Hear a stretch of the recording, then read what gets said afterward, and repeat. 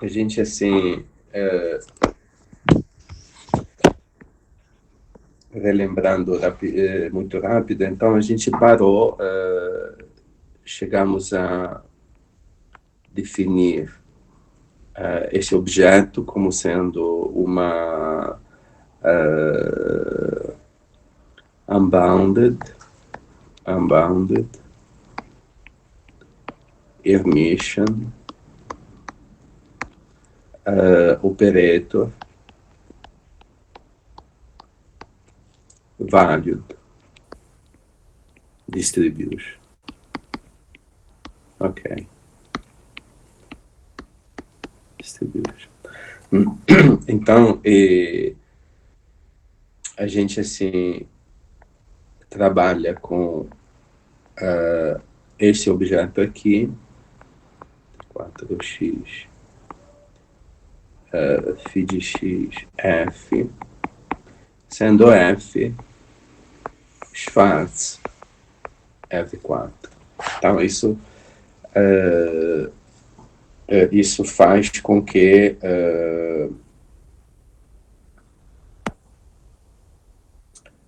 a gente leve em conta o caráter distribucional. Então, introduzindo a transformada de Fourier f de p integral de 4x e px, a gente pode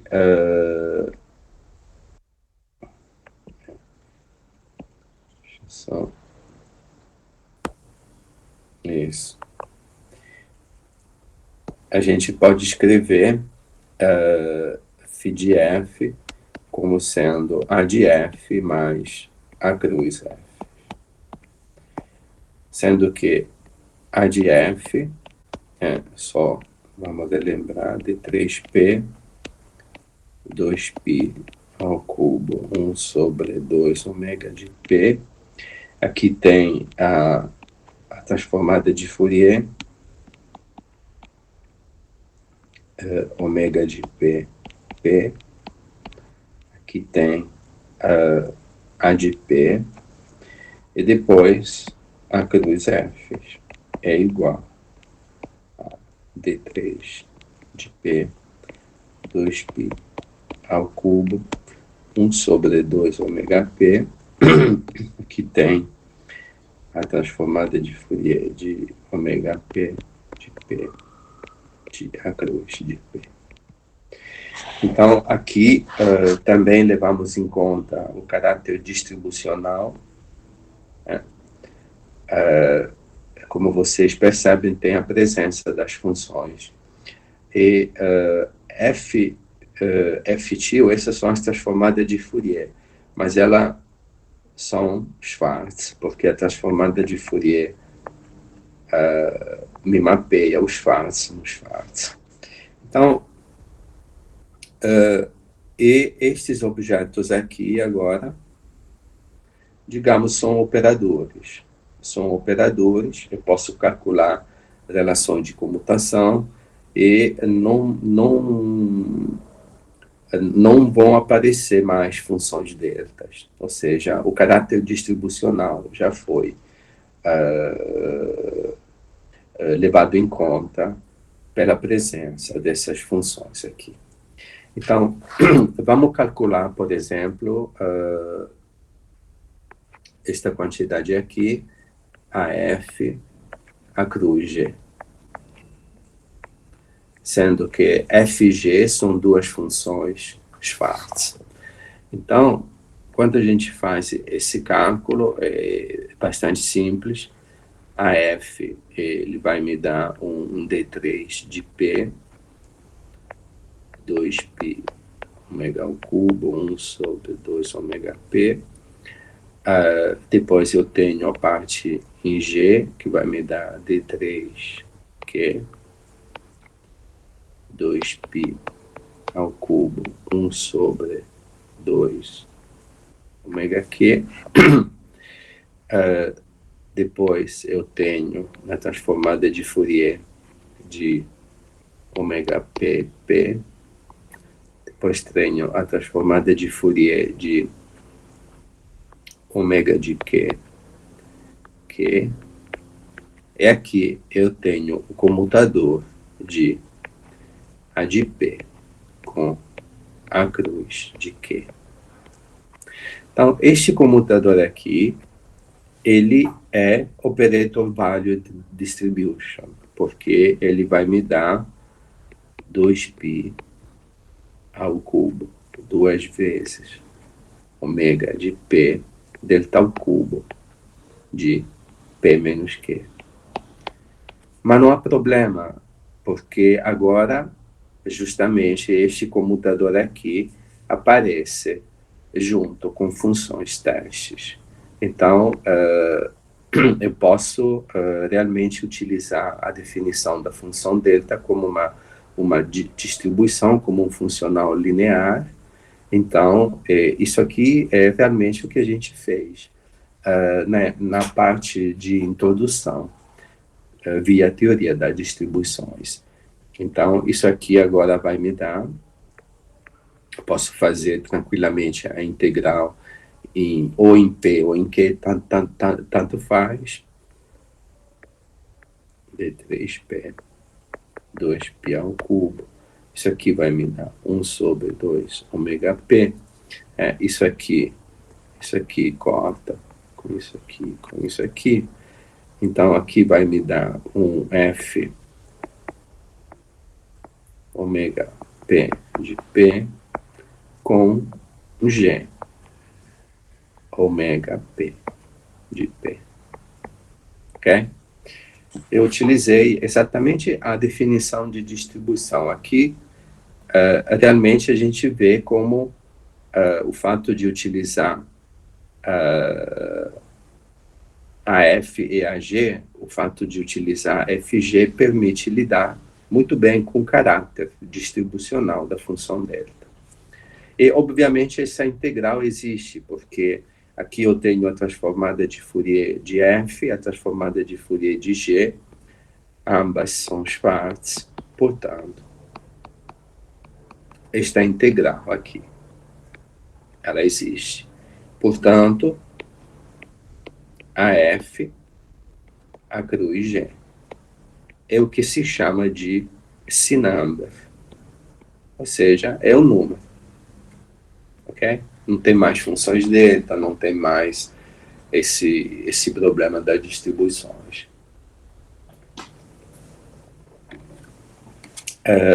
Vocês podem fazer também a F, a G, isso aqui vai dar,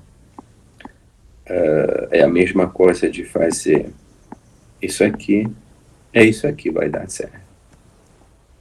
Então, isso aqui são as relações de comutação canônica em termos dos operadores chamados de smeared. Smeared. Isso aqui, quando se escreve esta fórmula aqui, né, isso aqui é chamado de campo smeared. Porque ele é como se aqui eu tenho uma função teste, então ele digamos, ele é modulado pela função teste, ok? Então, aqui vem o nome smeared. Então, os operadores, então esse AF, a cruz F, a cruz G, são agora operadores mesmo, né? Não há mais problema de funções delta, não tem nada, né? Ok? Vamos fazer uma pequena pausa aqui. Tudo certo até aqui?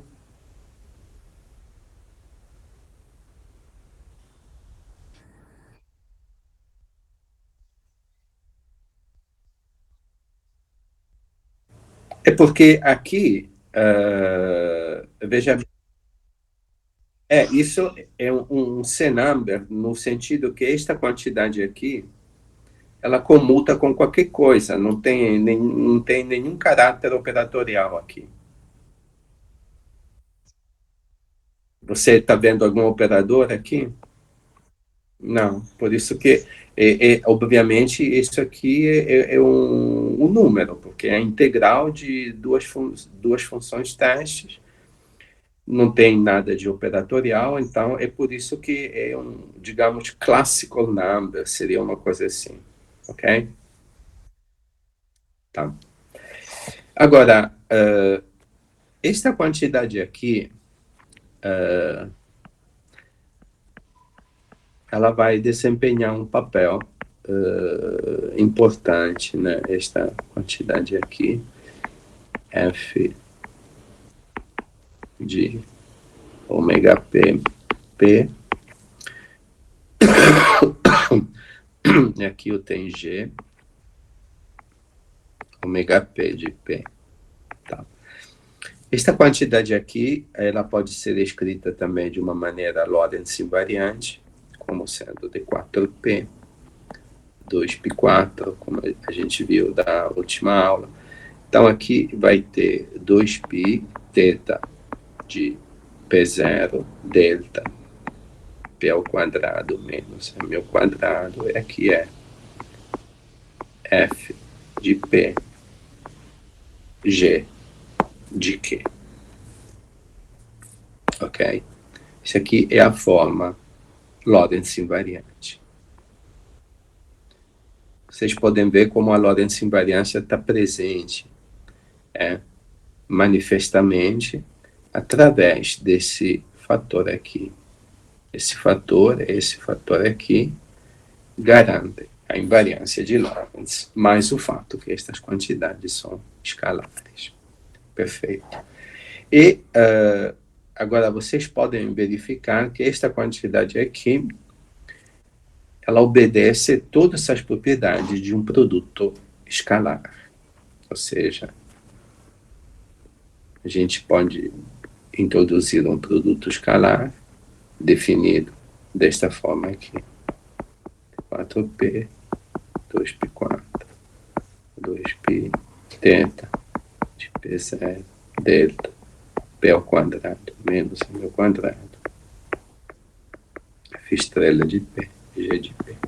Isso aqui é chamado de produto escalar invariante de Lorentz. Produto escalar invariante de Lorentz. Vocês podem verificar que esta definição aqui, esta quantidade aqui, ela possui todas as propriedades do produto escalar. E, por exemplo, se a gente for olhar a norma induzida pelo produto escalar, obviamente a norma é positiva. 2π θ de P0 delta de P ao quadrado menos quadrado. É aqui, tem F de P ao quadrado.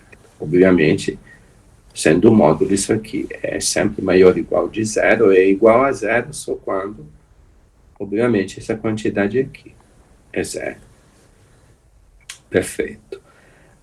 Vocês podem também verificar a desigualdade de Schwarz, Fg menor ou igual da norma de F pela norma de G. Isso aqui é a Cauchy-Schwarz. Então, as relações de comutação com os operadores mirrored, assumem esta forma aqui. Fg aqui é Fg igual a cruz F, a cruz G. Isso aqui é um senão, ou seja, não é um operador, é um número. Isso. Ok? Esse é um produto interno, esse é o produto interno. Isso é uma também um conceito muito importante. Ou seja, quando a gente introduz os campos, então o campo, por ser uma distribuição, ele é um operador linear que atua em S' de F4, ok? E toma valores em operadores. Ou seja, ele atua, ele pertence, né? Ele atua sobre o espaço das funções de Schwartz, e o resultado é um operador. São os operadores A e a cruz G. Ok? Então, praticamente assim, esta fórmula aqui é já um primeiro exemplo de uma coisa que vai se repetir muito, ou seja, é como se houvesse uma transferência aqui das propriedades do espaço dos operadores para o espaço das funções testes. Ok? Então, por exemplo, esse comutador, ele vira um produto escalar de funções testes. Então, é como se a gente estivesse transferindo propriedades do espaço dos operadores para as funções testes, através desse produto escalar. Né? Então, de fato, o que a gente pode também refinar também é uma ideia que a gente pega todas essas funções testes, digamos, todo o conjunto de funções testes em S, F4, e equipa este conjunto aqui com este produto escalar aqui. Ok? Então, esta quantidade aqui vira também um espaço de Hilbert. Ou seja, o espaço das funções testes equipado com este produto interno adquire a estrutura de espaço de Hilbert. Ok? Muito bem. Então, agora que introduzimos esta estrutura aqui, né, a gente, assim, pode falar de operadores, né, a F, a cruz G, sem problemas de distribuições, de deltas e por aí vai. Então, agora vamos ter que especificar qual é o espaço de Hilbert. Qual é o espaço de Hilbert da teoria? Ou seja, qual é o espaço de Hilbert sobre o qual estes operadores AF, A cruz G, atuam. Ok? Então, essa já é uma estrutura mais específica, porque, obviamente, temos que especificar isso, né, para entendermos qual é o espaço sobre o qual estes operadores atuam. Então, essa construção do espaço de Hilbert é uma construção bem conhecida, no caso do campo livre, é chamada de construção Fock.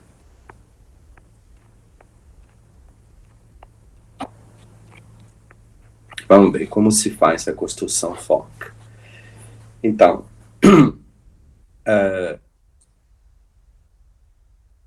antes de entrar nos méritos da construção FOC, a gente precisa de algumas noções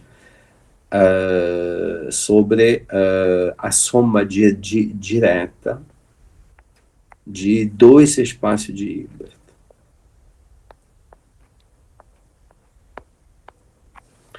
Digamos que eu tenho um espaço de Hilbert e o outro, ok? Então, aqui, por exemplo, eu tenho Ψ1, Φ1, aqui vou ter Ψ2, Φ2.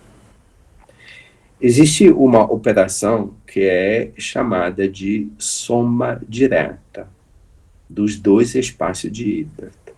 Ou seja, nesse caso aqui, um elemento, isso aqui é também um espaço de Hilbert, chamado de espaço de Hilbert, resultante da soma direta de H1 com H2. Então, qual vai ser um elemento desse espaço de Hilbert? Então, o elemento desse espaço de Hilbert é simplesmente digamos, Ψ1, Ψ2. Ou seja, é um conjunto aqui, como tem a soma direta de 2, só aparecem 2. Então, é um conjunto de dois objetos. O primeiro pertence ao primeiro espaço de Hilbert, o segundo pertence ao segundo. Então, como se dá agora o produto interno no espaço de Hilbert, que é a soma direta dos dois? Então, o produto interno vai ser Ψ1, Ψ2. Isso aqui é o produto interno em H1.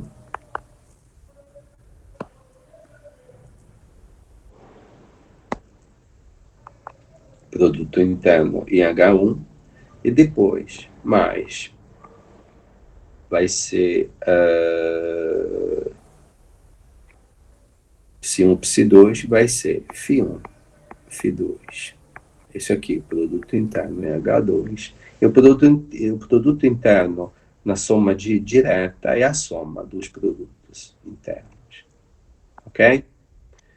Não tem problema, que vocês já viram isso, né?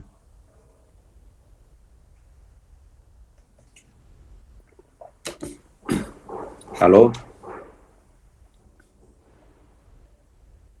Tudo certo aqui, né? Sim, professor. Bem natural, na verdade. Então, agora... Professor, desculpa. Sim. O Ψ1 e o Ψ2 não estão... O Ψ1 no H1 e o Ψ2 no H2? Eu acho que eu fiquei confuso com a anotação, porque... Não, aqui, sim, peraí. Então, deixa eu refazer um pouquinho. Vamos chamar de 1 todos os vetores de H1. Então, seriam esses, né? Esses são os vetores de H1. Uhum. Tudo que tiver 1 é H1. Tudo que tiver 2 é H2. Então, aqui vai ser Ψ1, Φ1, tudo que tiver 1. E aqui vai ser Ψ2, Φ2, tudo que tiver 2. Ok? Obrigado, professor. Tá ótimo. Obviamente, a definição de soma direta também eu posso fazer mais, né? E, em princípio, eu posso somar também, digamos, infinito. Aqui pode ser infinitos espaço de Hilbert. A única coisa que eu tenho que tomar cuidado quando tenho um número infinito de espaço de Hilbert é que eu tenho que assegurar que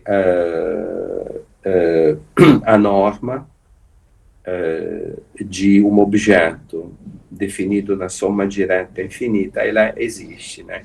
Então, a gente tem a norma de um objeto, vai ser utilizando a definição de produto interno em cada Hn, aqui vai ser somatório da norma de φ de n.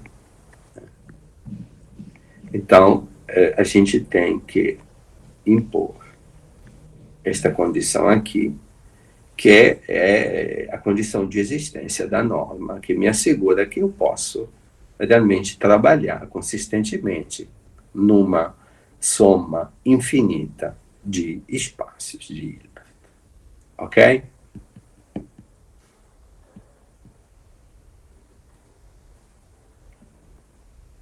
Tá ok isso aqui?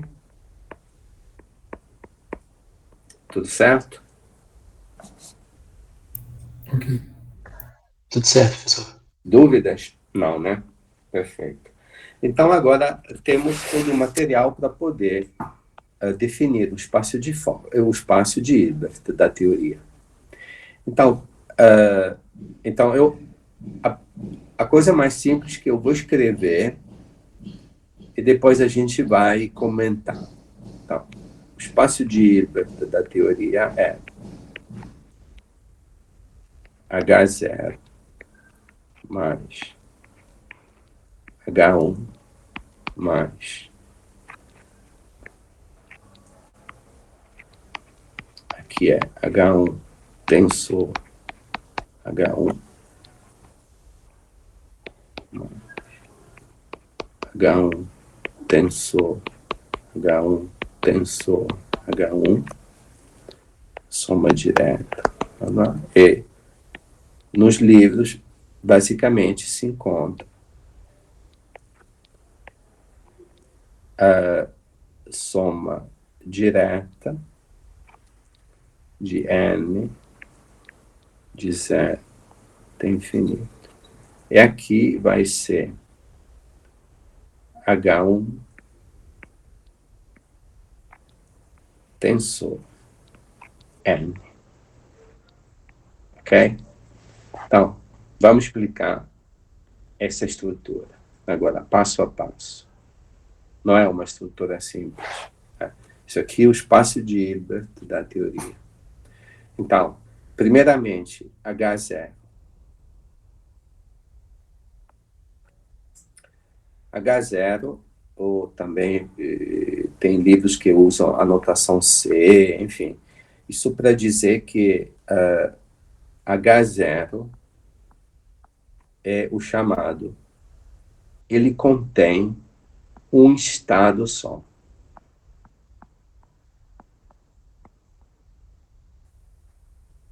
Ok? Ele contém um estado só. Digamos que a gente chame de esse estado, isso aqui, isso é chamado estado de vácuo. Então, H0 só contém isso aqui. A gente supõe que ele seja normalizado, tudo ok. Então, quando eu coloco aqui n igual a 0, aqui tem que lembrar que o primeiro elemento da série é H0, ok? Estou dizendo isso, ok? Perfeito. Então, isso é chamado de estado de vácuo. H0 é o setor de vácuo. E esse estado de vácuo, ele possui esta propriedade aqui. AF igual a 0 para qualquer F em S F4. Ok? Isso aqui. Tem mais uma propriedade importante, mas eu vou apresentar essa propriedade quando formos implementar a invariância de Poincaré como uma simetria, né? Então, eu vou precisar de uma representação, mas, digamos, o estado de vácuo também é invariante por Poincaré. Ou seja, se eu tenho uma representação do grupo de Poincaré, então, translações é transformações de Lorentz, estado de vácuo é deixado invariante por Poincaré. Ok? Então, essas são as propriedades fundamentais desse estado de vácuo. E o H0 só tem um estado que é isso aqui. Ok? Então, H0 tá ok. Tá certo?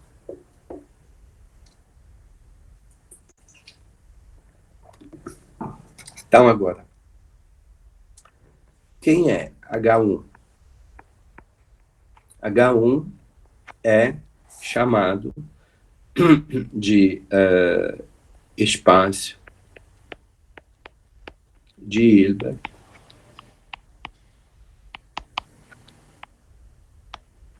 one particle. Ok? Ou seja, então, H1 são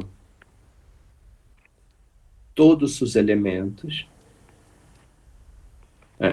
Praticamente eu poderia, utilizando sempre aquela palavra que a gente usa, é o span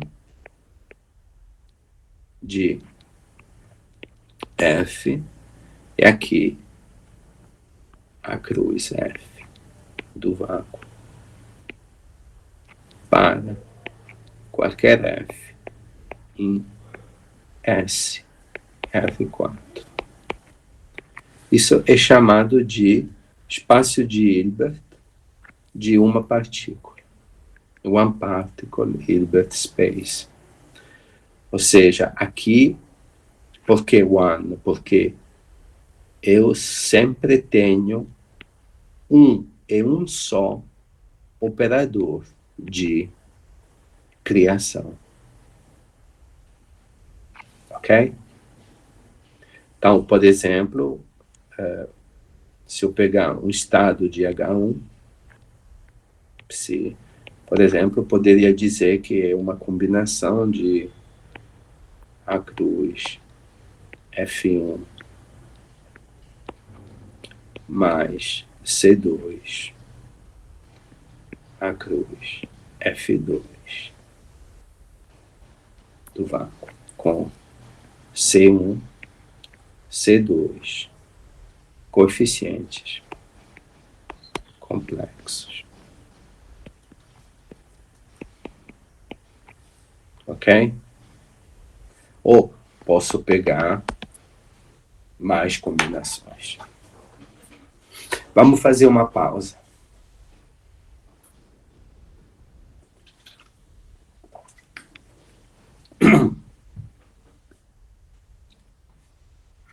Dúvidas? Tá tudo certo?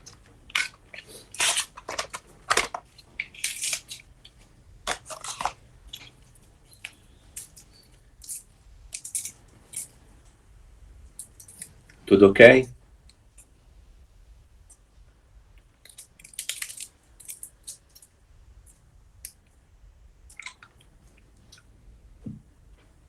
Tudo ok até aqui?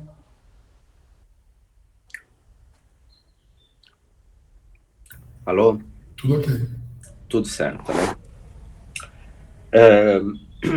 Então, vamos pegar, por exemplo, dois estados, né? Vamos pegar a cruz F e vamos pegar a cruz G. Então, digamos que chame esse aqui de 1F, né? One particle com função F. Esse aqui chame de 2F, 1G, one particle com função G. Qual é o produto interno? 1F, 1G. Como faço para calcular isso aqui? Ou seja, qual é o produto interno aqui em H1?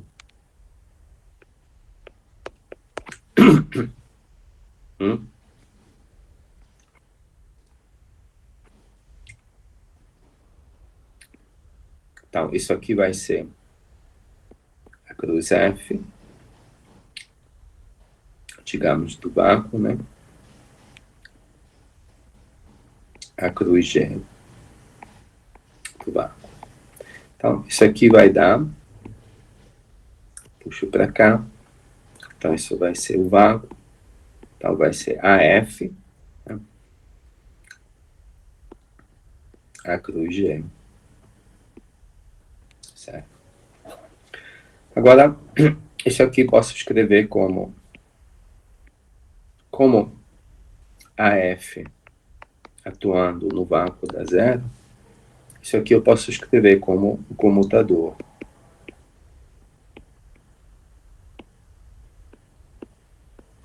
Aí isso aqui, a gente já viu que isso aqui não é nada mais do que FG. E aqui vai ter 0, 0. Isso aqui é igual a 1. Então, o produto interno em H1 é igual ao produto escalar no espaço das funções testes. Isso aqui, obviamente, é finito. Por quê? Essas aqui são Schwartz. Ok? Dúvida com relação a isso?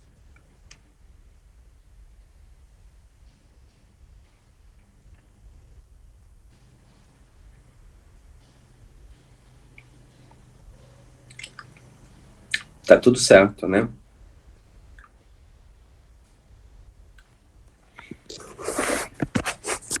Tudo ok?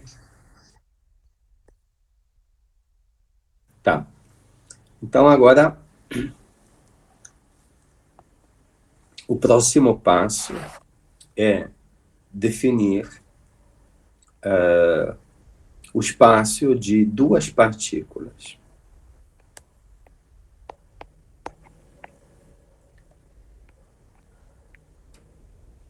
Então, como se define o espaço de duas partículas? Se pega o Hilbert de uma partícula e se faz o produto tensor com o Hilbert de uma partícula. Ou seja, produto tensor H1 com H1. Isso significa que os elementos deste objeto aqui serão, isso vai ser o span, vai ser H1, tensor H1, então vai ser elementos gerados por isso aqui, qualquer F, qualquer G. Ok?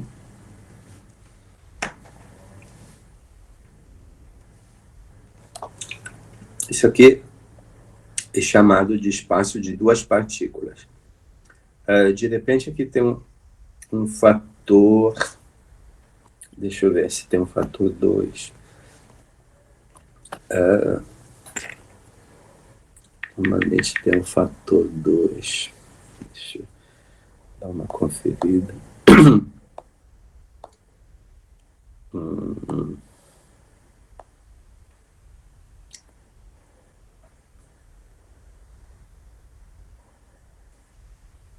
Sim, normalmente aqui tem um fator 2 fatorial.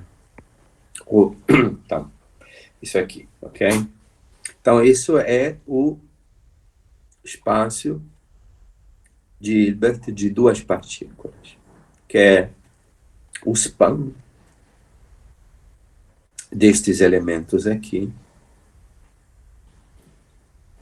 aonde eu tenho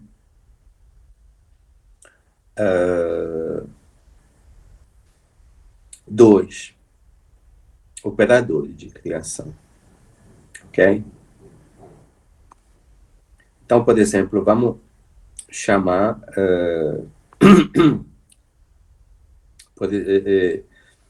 pelas propriedades do espaço disfarce, a gente pode também descrever isso. Por exemplo, o que é isso aqui?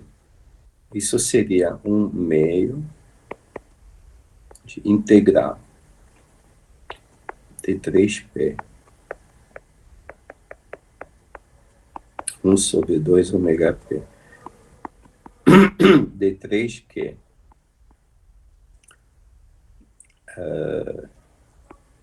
2 ômega q.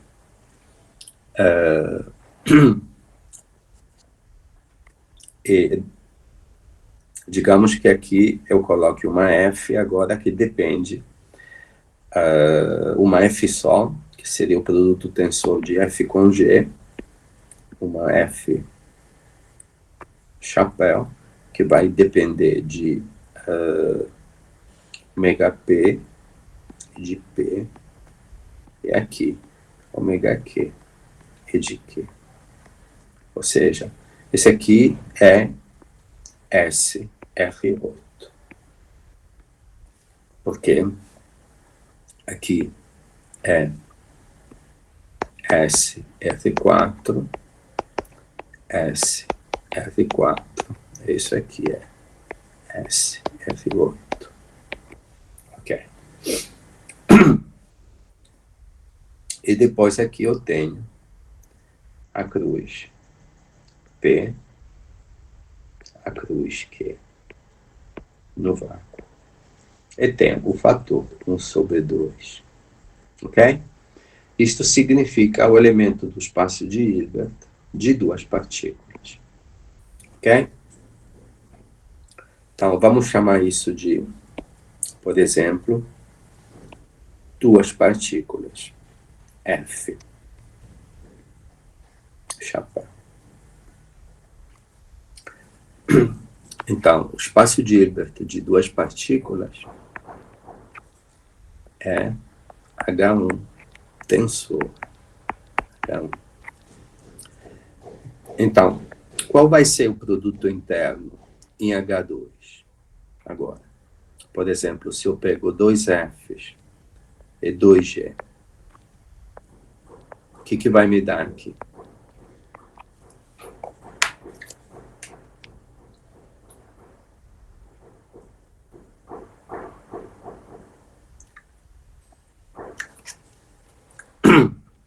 Alguém saberia a resposta? Vai dar a soma, né, dos produtos escalares de cada um dos espaços, né?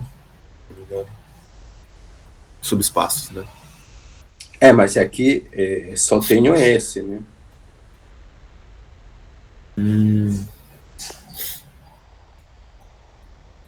Esse é um elemento.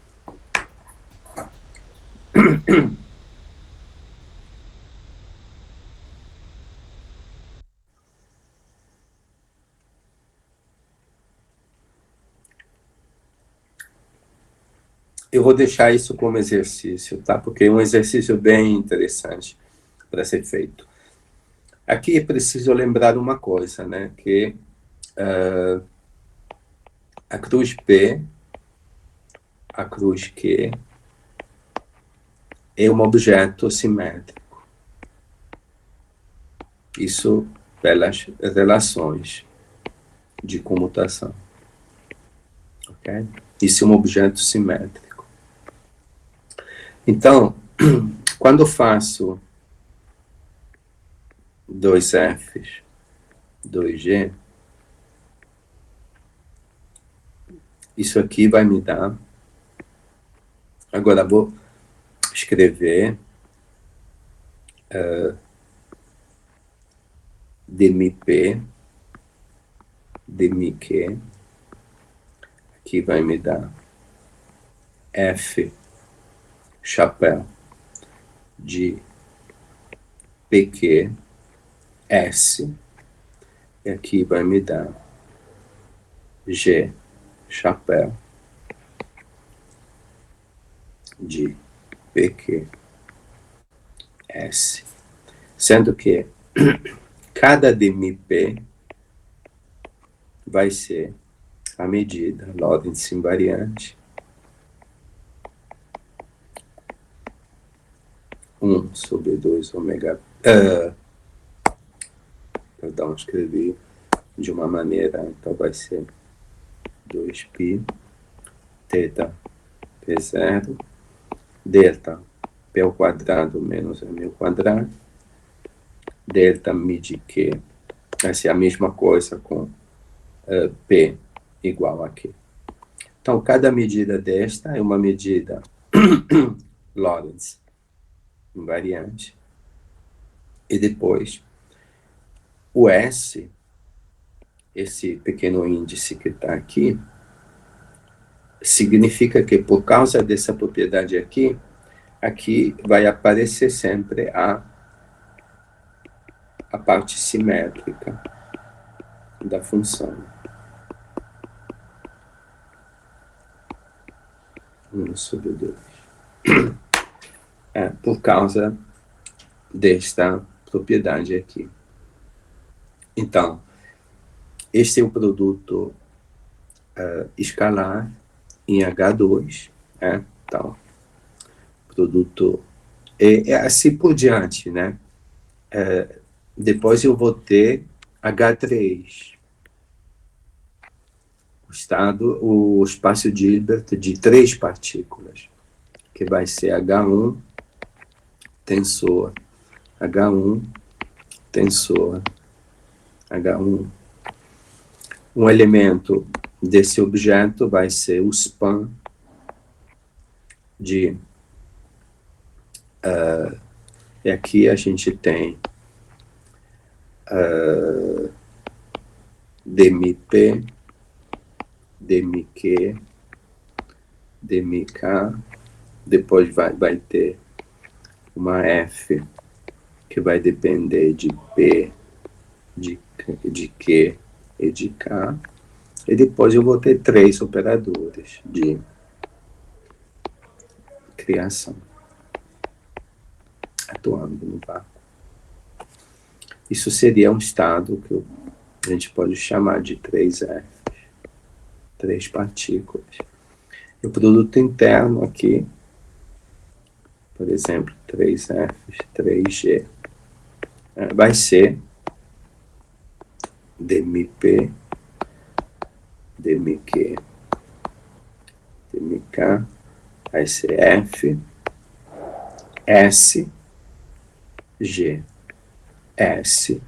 Aqui, agora, a F, esta F aqui, ela é Schwarz F12, ok? Então, a parte simétrica, né, vou ter que pegar a simetrização com relação a 3, a PQK, ok? Então, isso vai ser o H3, e assim por diante. Eu vou construir o HN, espaço de N partículas, que vai ser o produto tensor, N vezes, de H1. Então, o produto escalar aqui, NG, F agora vai ser Schwarz 4N, e este produto aqui vai ser, a gente pode usar uma notação, a produtória de um AN, dmi PI, cada dmp é invariante de Lorentz, e aqui temos F chapéu simétrico de F4M com G simétrico com F4M. Então, é assim que se constrói. Então, o espaço de Hilbert da teoria vai ser o vácuo, aqui só tem o estado 0, depois vai ser soma direta com espaço de uma partícula, aqui é o span disso aqui, depois soma direta, espaço de duas partículas, que é H1 tensor H1, então aqui vai ser o span de a cruz sempre vou ter 2, depois soma direta com H1 tensor, H1 tensor, H1, aqui o espaço de 3 partículas, e por aí vai. Então, a gente utiliza esta notação aqui, o espaço de Hilbert vai ser soma direta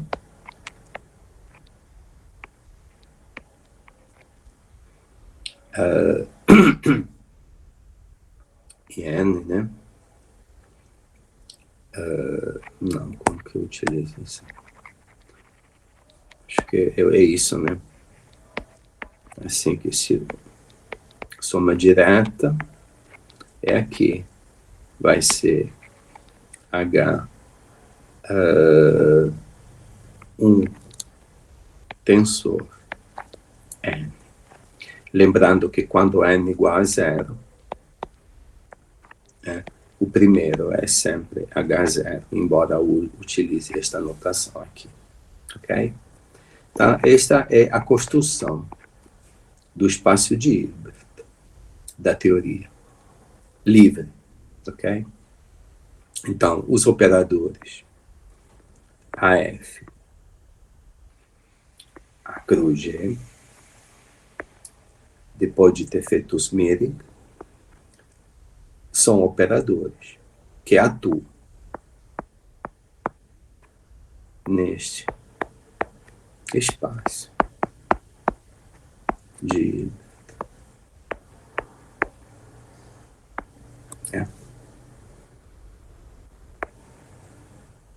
são operadores que atuam nesse espaço de Hilbert aqui. Então, essa é a construção. Então, agora temos operadores,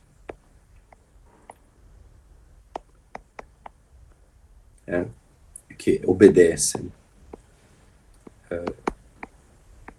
relações de comutação, FG, AF, AG igual a 0, não há nenhuma delta, não há absolutamente nada, igual a 0. Estes operadores atuam em H. Espaço de Hilbert, dado pela construção Fock, e aqui,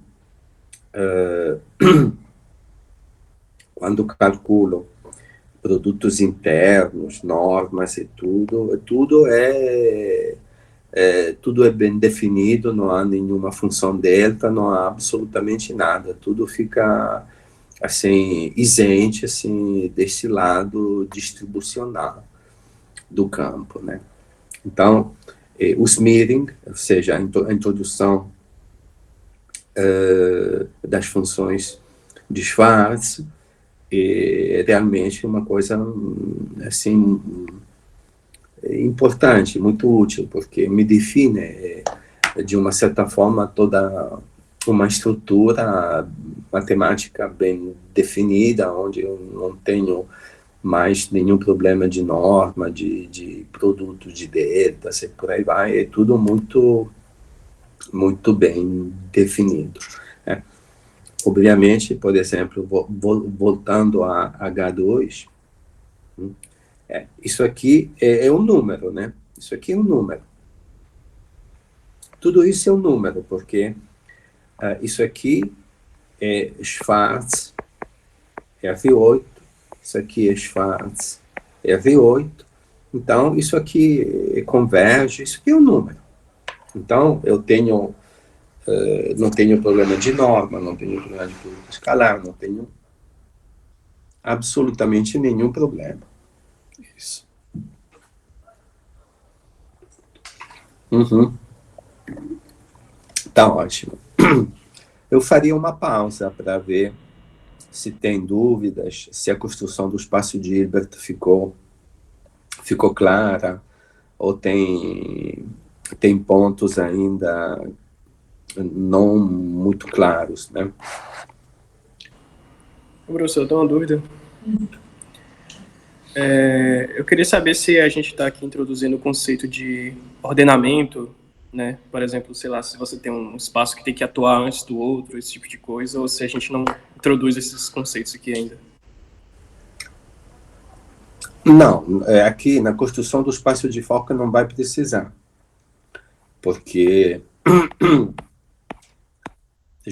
justamente aquilo que eu estava te falando. Pega, por exemplo, o HN, espaço de N partículas, tá certo? Então, isso aqui vai ser H1 tensor N. Então, isso se significa o span, você vai ter N operadores de criação, mas a ordem que você coloca eles, tanto faz, porque você sabe que isso aqui dá sempre zero. Então, por isso que nasce a parte simétrica. A ordem é completamente irrelevante, no caso bosônico. Ok? Era isso que você tinha dúvida? Sim. Tá. Mas no caso fermiônico, não sei se a gente vai abordar, né? Isso vai ser relevante. Não, no caso fermiônico tem um fator de fase, a ordem digamos, a gente pode adotar uma convenção, no caso fermiônico, sempre respeitar aquela. A diferença entre uma convenção e a outra é um fator de fase. Ok? Portanto, esse fator de fase vai embora no cálculo da norma, do produto interno, por aí vai. Só que no caso fermiônico, justamente vai ser uma outra.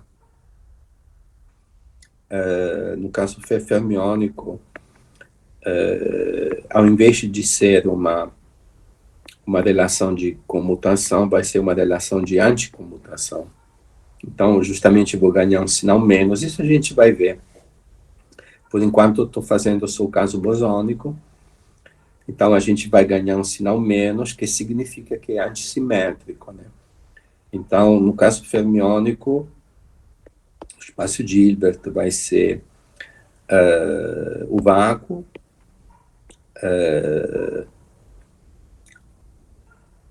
e aqui vou ter H1, aqui vou ter H2, tensor H1.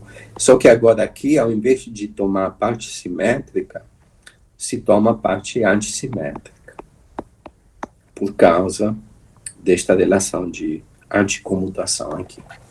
Tá? Isso aí a gente vai ver no caso fermiônico. Tá? Por enquanto, a gente só está vendo o caso bosônico. Ok? Ok, obrigado, professor. Tá ótimo. Mais perguntas?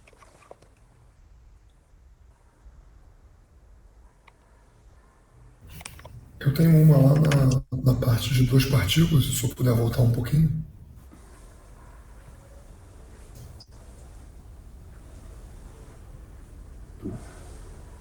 É na definição mesmo. Tá.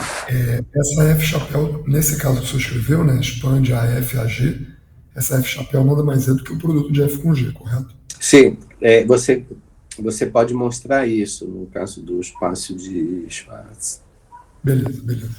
E aí o que o senhor está falando é que a simetrização dos operadores a dagger P e a dagger Q vão acabar trazendo uma simetrização nesse espaço de funções testes, é isso? Sim, por isso que eu dei como exercício calcular exatamente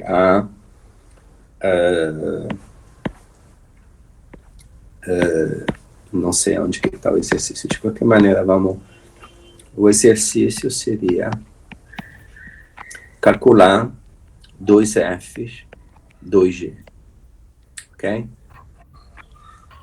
Uhum. E aí você vai ver que o resultado vai aparecer exatamente a simetrização da F e a simetrização da G, ok? Entendi. Perfeito. Isso vale a pena fazer esse exercício, ok? Tá, beleza.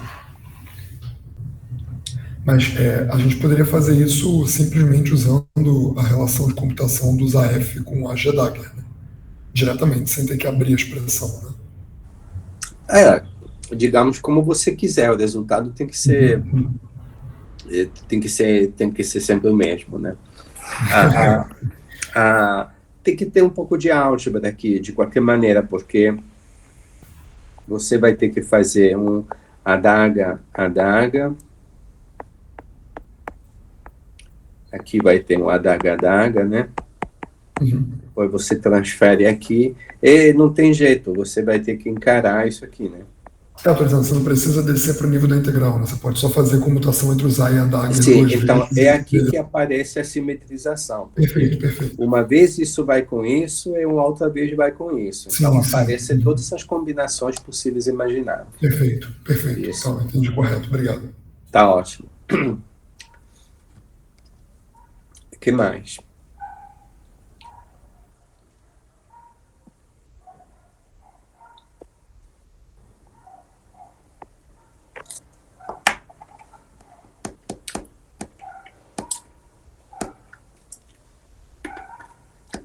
Mais perguntas? Bom, vou aproveitar para jogar, então, uma bomba aí na aula, que é...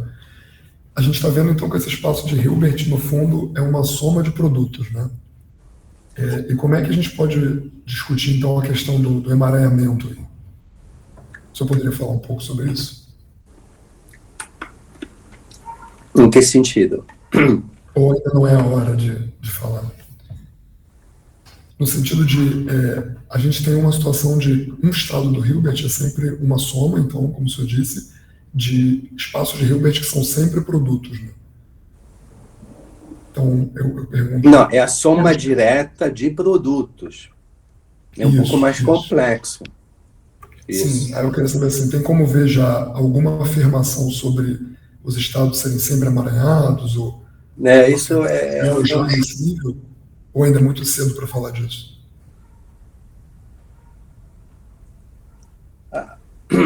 Veja, deixa eu ver se me vem alguma de discussão simples, sem entrar em coisas complexas, né?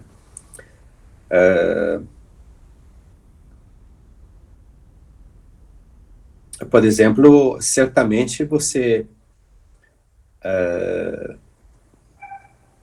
construir estados emaranhados não é difícil, né? Isso concorda, né? Por exemplo,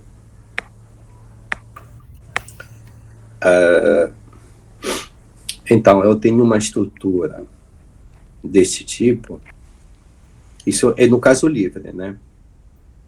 Digamos que eu tenho vácuo, soma direta com o H1, soma direta com H1, tensor H1, e por aí vai, ok? Então, um objeto de psi, então, ele é uma coleção infinita. Aqui tem um vácuo, ok? Depois aqui vou chamar de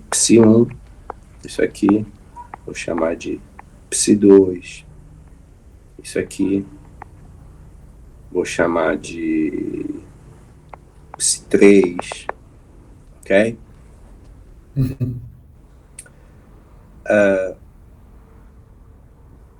Então,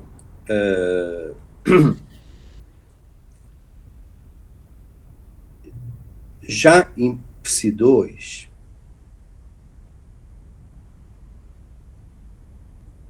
você conseguiria construir um bocado de estados emaranhados. Correto?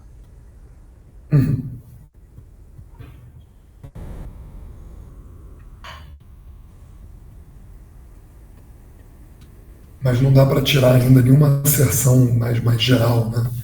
Que eu fico me perguntando assim, se, dada a estrutura do espaço de foco que a gente construiu, se já daria para tirar alguma asserção do tipo, olha, tem que ter estados emaranhados, não só é possível construir, mas todos são, qualquer afirmação mais geral. Ou se isso não dá para ver só pela construção do espaço de foco. Mas uma curiosidade mesmo. Não, isso é um assunto que, se eu tivesse que dar uma resposta, deveria ser uma resposta boa. Mas eu não tenho essa resposta, porque eu não entendo. Não,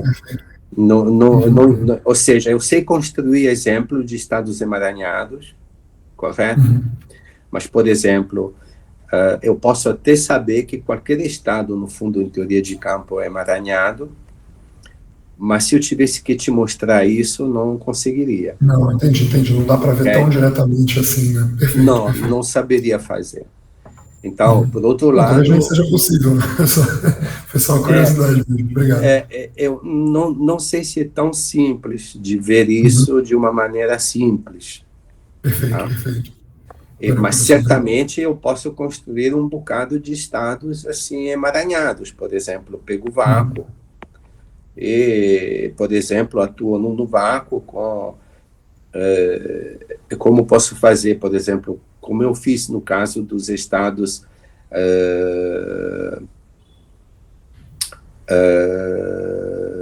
coerentes, né? Eu uso operadores unitários e a exponenciação. Então, por exemplo, você sabe muito bem que uma coisa dessa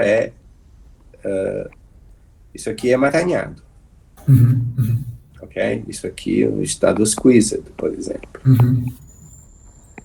Ou poderia fazer emaranhamento de estados assim, coerentes. Posso construir bilhões de combinações emaranhadas, é claro. E,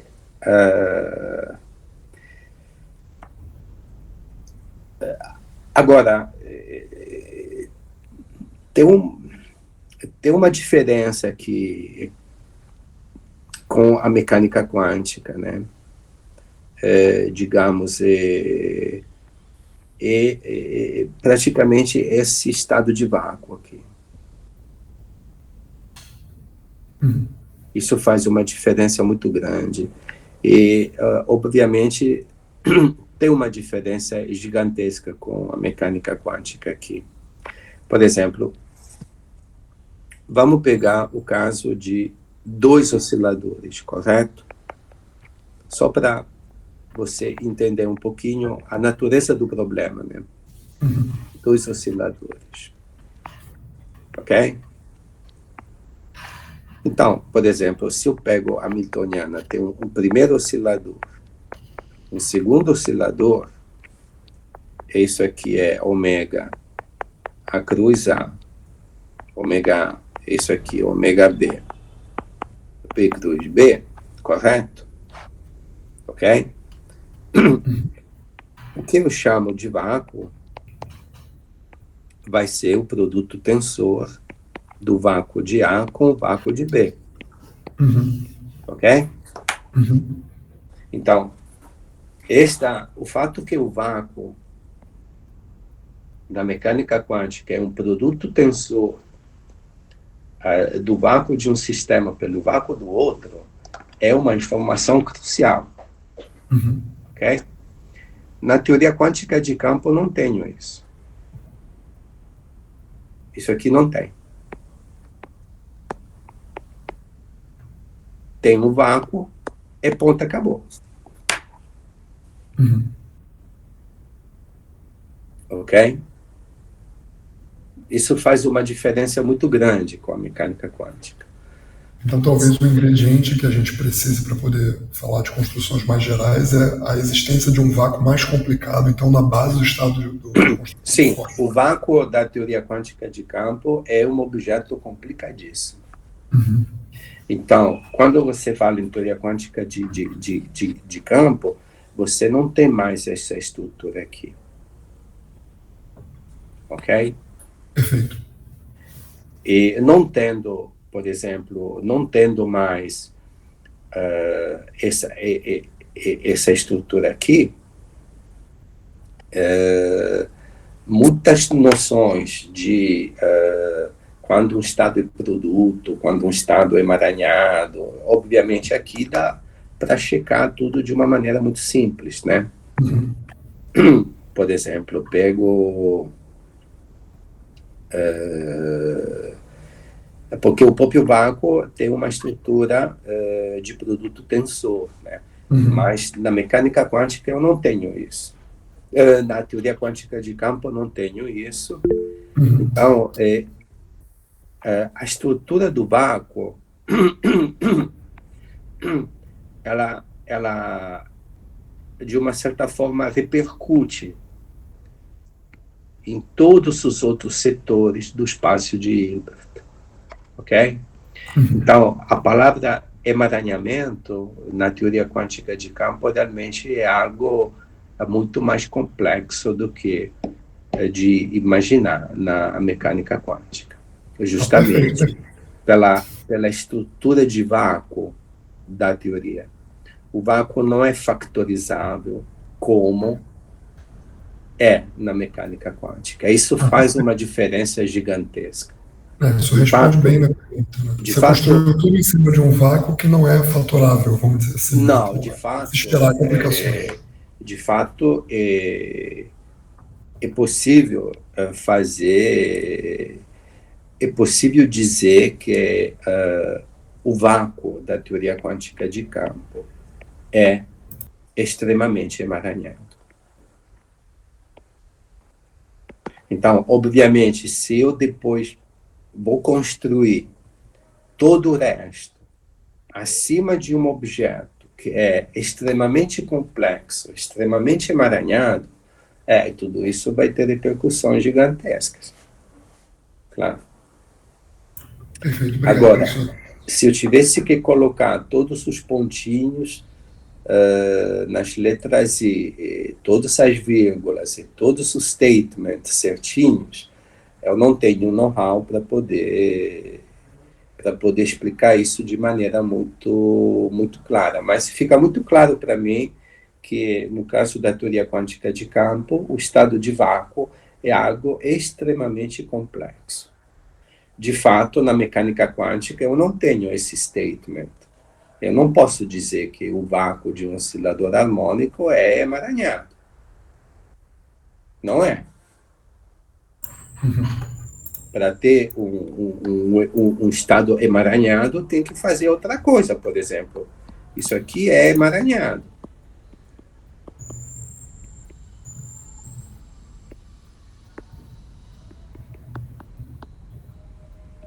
Isso aqui sim. Ok? Mas isso aqui não é emaranhado.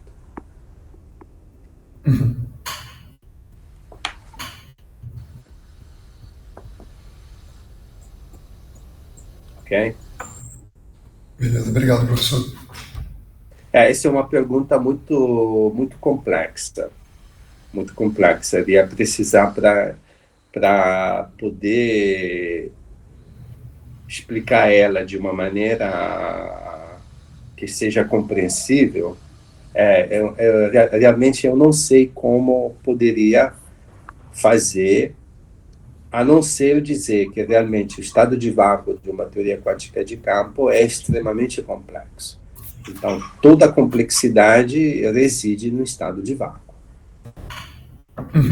Isso.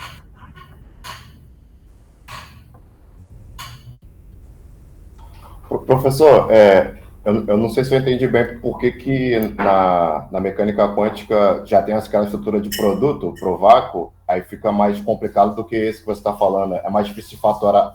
No caso, esse que eu estou falando é para a teoria quântica de campos. É mais complicado porque eu não sei se eu entendi. Não, na mecânica quântica, isso é um dos axiomas da mecânica quântica. Né? Se você tem um sistema AB, ok? Um sistema chamado bipartido, o espaço de Hilbert é realmente o produto tensor entre o espaço de Hilbert de A e o espaço de Hilbert de B. Qualquer estado aqui vai ser, por exemplo, um elemento, você pode construir uma base. Né? Então, isso é um dos postulados da mecânica quântica.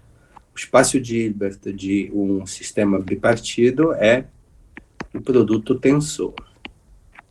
Então, tendo essa estrutura aqui, você pode ter no teu espaço estados produtos que não são emaranhados e estados emaranhados. Ok? A construção é padrão, né? Isso aqui é um dos axiomas se quiser, é um dos axiomas da mecânica quântica. Ou seja, sempre há um espaço de Hilbert, mas quando o sistema é formado por mais de um subsistema, o espaço de Hilbert é o produto tensor e ponto, acabou.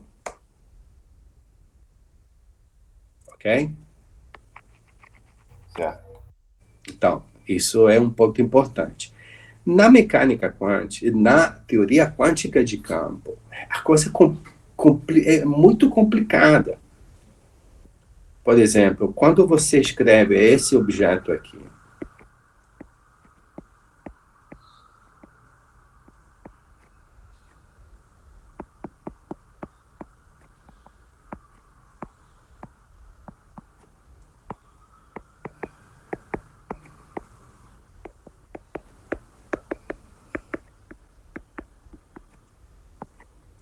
esse objeto aqui é algo complicado, porque aqui eu tenho um contínuo de objetos, tá certo? Então, ele se refere a que esse objeto?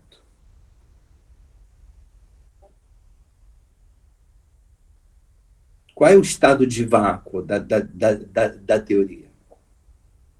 Você vê imediatamente que a estrutura é muito diferente desse aqui. Sim, mas no caso, que eu estava pensando é que na mecânica quântica, por causa da estrutura do produto tensorial, aí pode estar emaranhado ou não, dependendo se fatora ou não, né? Aí lá na teoria quântica de campos, quando você botou, era só um estado de vácuo, não tinha uma estrutura de produto. Aí você fala assim, é mais complicado. É isso que me confundiu, entendeu? Ou não? Sim, é isso. Como depois você constrói tudo a partir, por exemplo, veja só, como você constrói o H1, depois é construído acima do vácuo, tá certo? O H1, tensor H1, a construção depois é toda acima do vácuo. Isso vai dar origem a um teorema muito importante, chamado de teorema de Reich-Leiter. Ou seja, depois tudo que eu vou construir é tudo acima do vácuo, ok? Então, se esse objeto aqui tem uma estrutura extremamente complexa, essa estrutura vai permeando, digamos, todo o espaço de Hilbert. De uma maneira, isso é intuitivo, mas acho que dá para entender, né? Sim. Você está entendendo? Ou seja,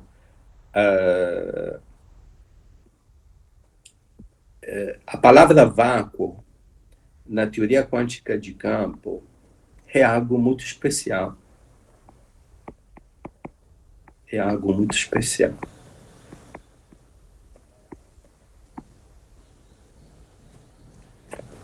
Por exemplo, aqui eu tenho, veja, isso aqui é um sistema com um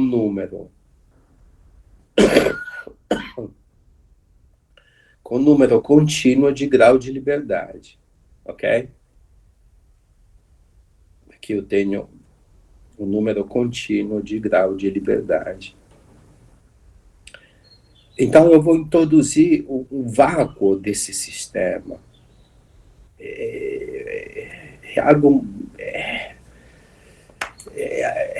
Não é tão simples entender essa palavra vácuo. Não é simples. Entender o vácuo da teoria quântica de campo não é tão simples.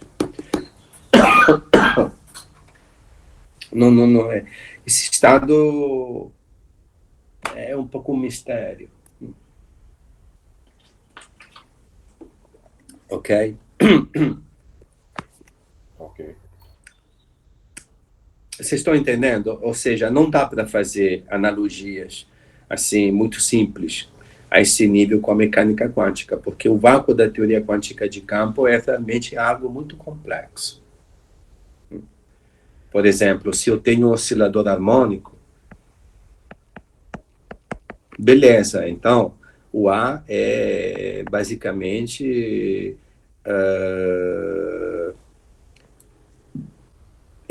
X mais D em dx, ok? Então, eu resolvo esta equação aqui, igual a zero, obviamente isso aqui vai me dizer que o vácuo é gaussiano.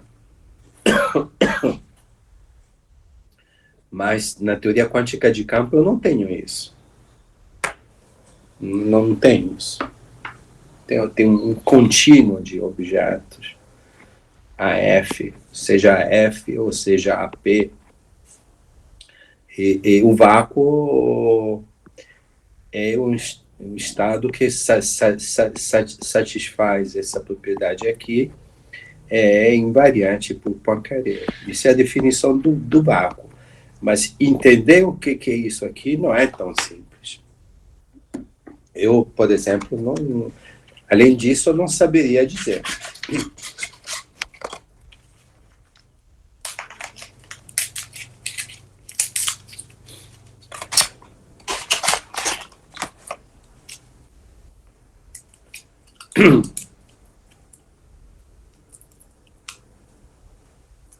Isso é uma discussão muito importante, mas além disso, realmente eu não consigo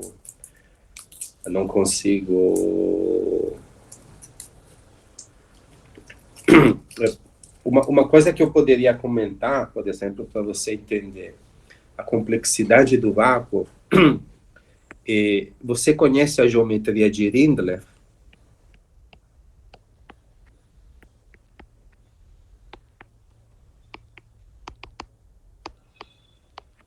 Você já ouviu falar da geometria de Rindler? Dos cones de Rindler? Opa, vagamente. Tá. Bom, enfim. Então, por exemplo, na geometria dos cones de Rindler, quando você considera o espaço-tempo, por exemplo, já em duas dimensões, você tem o cone direito e o cone esquerdo, ok? Então, existe uma estrutura aqui que são chamados de modos de Rindler esquerdos, e aqui é uma estrutura são chamados de modos de Rindler, aqui são os direitos e aqui são os esquerdos. Então, o estado de vácuo de Minkowski pode ser escrito em termos dos modos de Rindler, e vai ser uma produtória com certos coeficientes e aqui vai ter todos os modos de Rindler.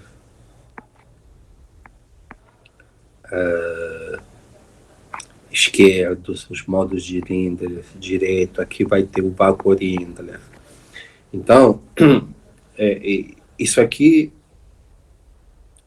é bem entendido na geometria rindleriana, dizendo que a gente diz que o vácuo de Minkowski é um estado altamente emaranhado em termos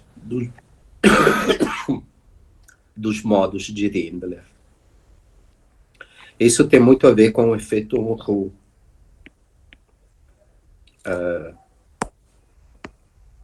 Ok.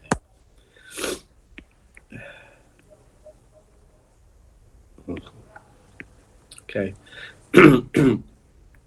Enfim, só um pequeno comentário para dizer que a estrutura do vácuo de uma teoria quântica de campo é extremamente complexa mesmo. Isso mesmo.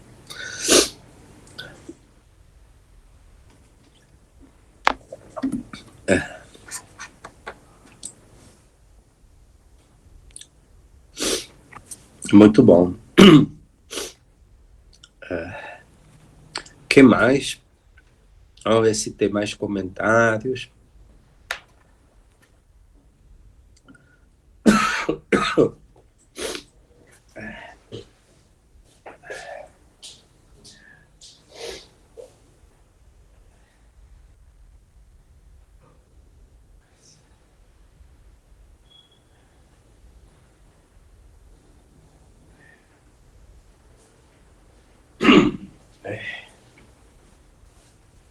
O Felipe levantou uma caixa de Pandora, né, Felipe? Bom, não foi a intenção atrapalhar o andamento, não. Mas Não, Mas mas não é, são coisas importantes, mas a resposta, por exemplo, uma resposta que eu poderia dar é esta fórmula aqui, né? Em eu termos dos... fiquei bastante satisfeito com a resposta, professor, porque eu queria ver assim, dentro da própria estrutura, da construção de Fox, dava para ver. E o que o senhor falou, dá para ver. Ela é construída em cima de um vácuo, e esse vácuo tem uma estrutura que não é simples, né? Não, Então, a raiz do problema que eu queria enxergar é exatamente o H0 no futuro, né? Pelo não, menos foi o que eu entendi, né? isso. Agora, detalhes aí a gente vai aprendendo no caminho, né? Mas Obrigado. dizer o que é o vácuo de uma teoria quântica de campo, eu acredito que a resposta a essa pergunta não vai achar de maneira muito simples, Felipe. Eu concordo. O que é o vácuo de teoria quântica de campos? Acho que Pois bem sutil. não, é uma coisa muito complexa isso aí. Certamente o mais seguro é dizer que é um estado muito, muito, muito complicado. Aí falando isso, você vai tranquilo. Isso.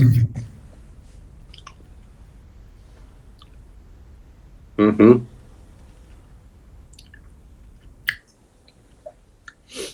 Tá ótimo. Mais perguntas?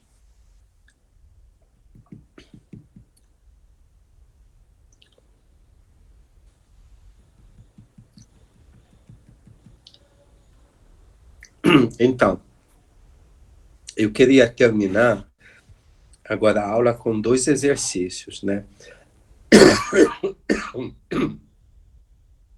Essa mudança de tempo me derrubou mesmo. Eu tenho rinite crônica. Quando tem essa mudança de tempo tão violenta, fico muito mal mesmo. Mas, enfim, eu queria dar 2 exercícios. Da próxima aula a gente vai entender melhor o item da causalidade.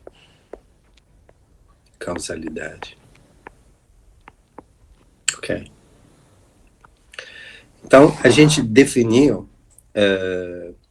o produto escalar entre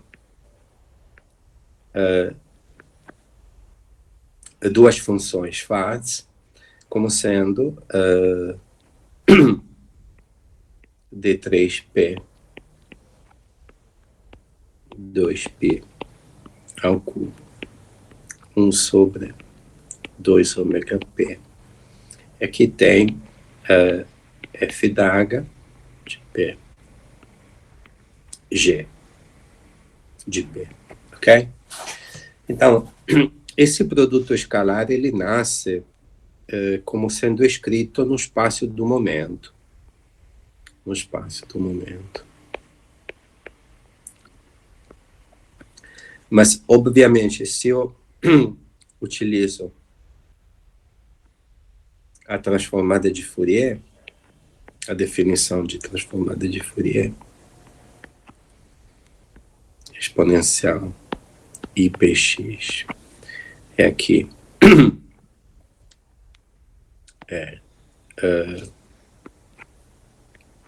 F da H como T4y exponencial de menos I PY. Aqui tem G de X. E aqui tem F de Y. Então, eu posso descrever esse produto escalar em termos no espaço das configurações. Então, aqui vai ter um f de x. Aqui vai ter alguma coisa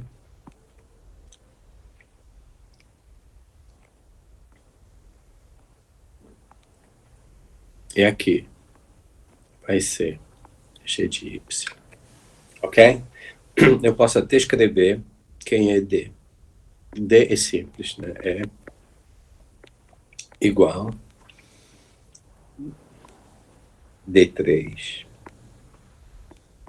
P 2 π ao cubo 1 sobre 2 ômega P.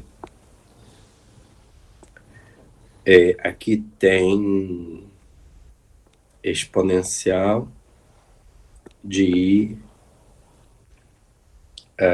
digamos, de menos I, P, X menos Y. Isso aqui é o D.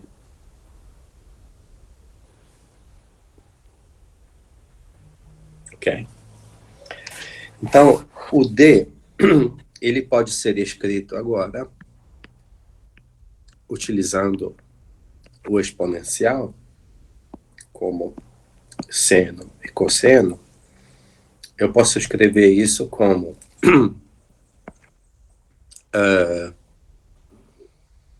digamos, I delta. Aqui eu vou introduzir PJ, X menos Y, mais H de X menos Y. Sendo que delta de PJ, X menos Y, é igual a aqui tem um seno, tem um sinal menos, então isso aqui é T3P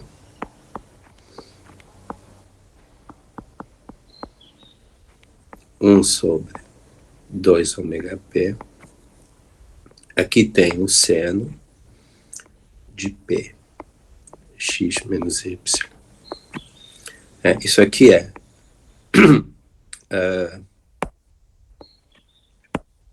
ômega P x0 menos y0 menos P x menos y.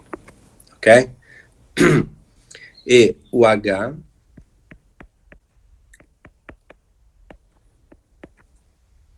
é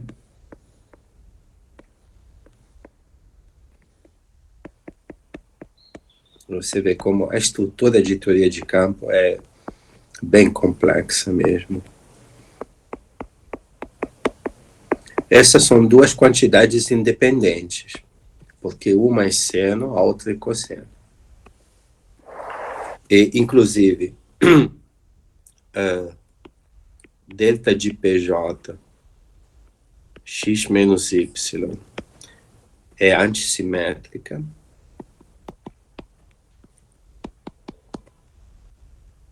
enquanto a H ela é simétrica menos x. Então, o exercício é mostrar que delta PJ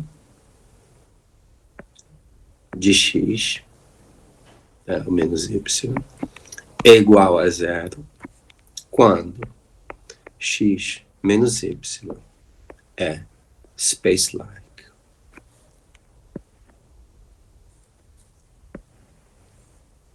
Ou seja, eu tenho... Esse aqui é a definição de função delta, delta PJ. Para qualquer x e y. Quando eu pego x e y space-like, mostrar que isso aqui é zero. Ok?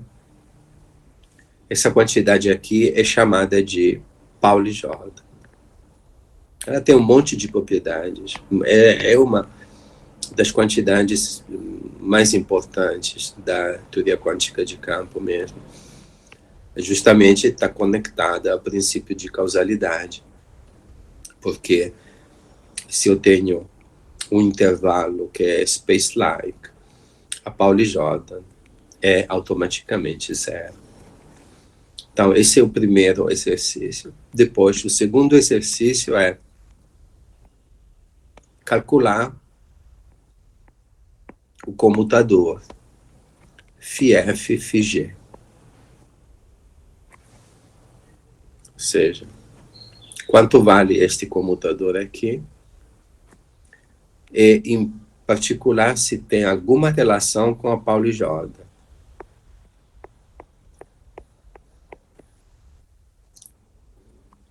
Sendo que f de f é igual a d4x, f de x, f de x, f de g é igual a d4y, φ de y, g de y. Então, quanto vale este comutador aqui? E qual é a relação deste comutador com a Pauli-Jordan? E depois,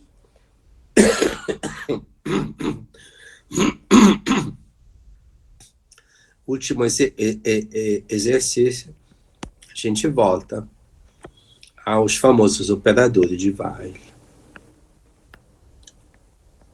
que são os exponenciais dos campos. Então, φ a gente sabe que é unbounded, mas, como vimos na aula passada, o A é um operador bounded. Então, mostrar que A é unitário, ou seja, que obedece esta relação aqui, e calcular quanto vale produto AF, AG, e comparar isso com a mecânica quântica, com o operador de deslocamento da mecânica quântica. Ok?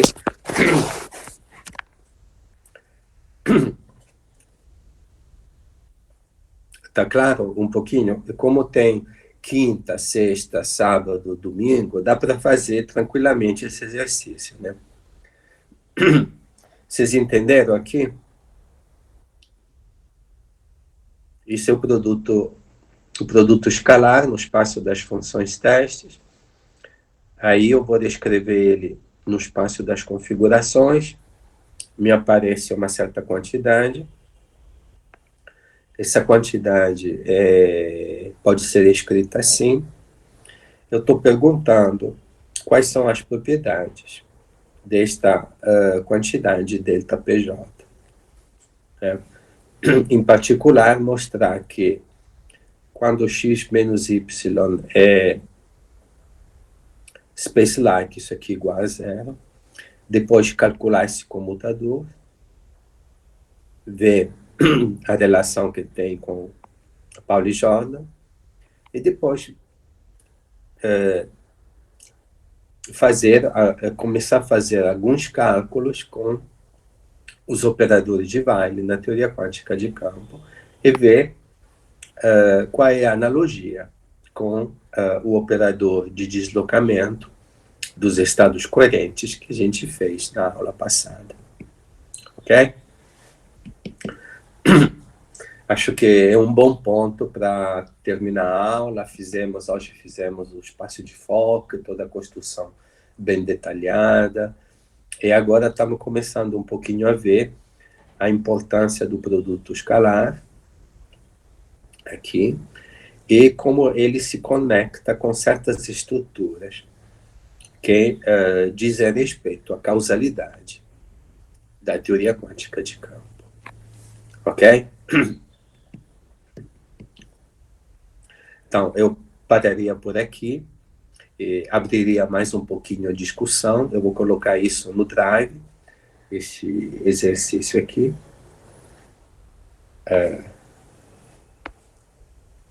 Aqui, esse exercício. Professor, Sim. eu não tenho acesso a esse drive, não. Coloca o teu nome no WhatsApp. Você tem um grupo de WhatsApp? Não, também não.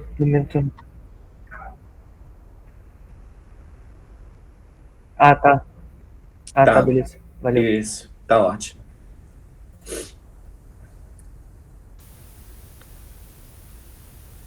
Vamos ver, vamos abrir um pouquinho a discussão. Olha, inclusive, segue também continuar a pergunta do Felipe. Basicamente, o Felipe perguntou, professor, mas o que é o estado de vácuo de uma teoria quântica de campo? Correto, Felipe? Sim, uma vez que ele é o do problema, sim. Então, dar uma pesquisada no Google, para ver que tipo de resposta aparece. E depois trazer as respostas que vocês acham na segunda-feira. Vai ser bem interessante isso. Acho que isso é um exercício bem interessante. Então, pesquisar o assunto, o que é o estado de vácuo de uma teoria quântica de campo. Pode perguntar ao ChatGPT, pode fazer qualquer coisa, tudo vale. Vamos ver qual vai ser o resultado na segunda-feira. Ok? Isso mesmo. Tá certo? Aí eu acho que esse tipo de pesquisa vai mostrar para vocês, certamente, a dificuldade que é realmente entender essas estruturas, a teoria quântica de campo, como ela é construída, enfim, é uma coisa complexa. Mas funciona. Ou seja, pode calcular a seção de choque, pode calcular um monte de coisas. Então, inclusive efeitos do vácuo. Por exemplo, o efeito Casimir, enfim, uma estrutura, o vácuo é uma estrutura muito rica, muito complexa mesmo. Isso. Tá ótimo. Vamos ver mais perguntas, mais assim, curiosidades.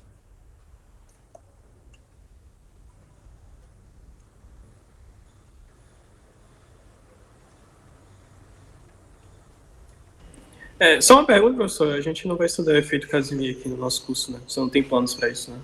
Não. Mas isso, a literatura é gigantesca, né?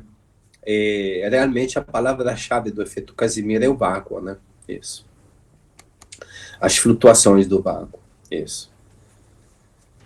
Certo, certo. Muito obrigado.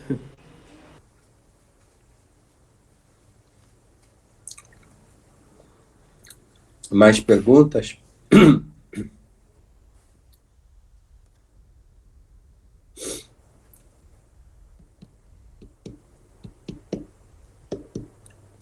Alô? Acho que não. Não, né? Ah, sim.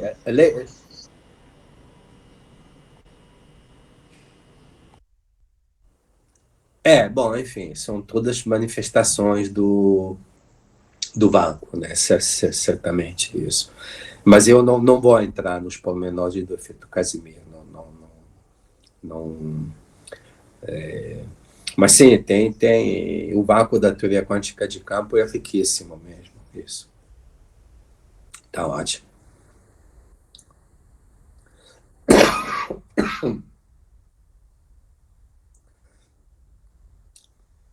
Que mais?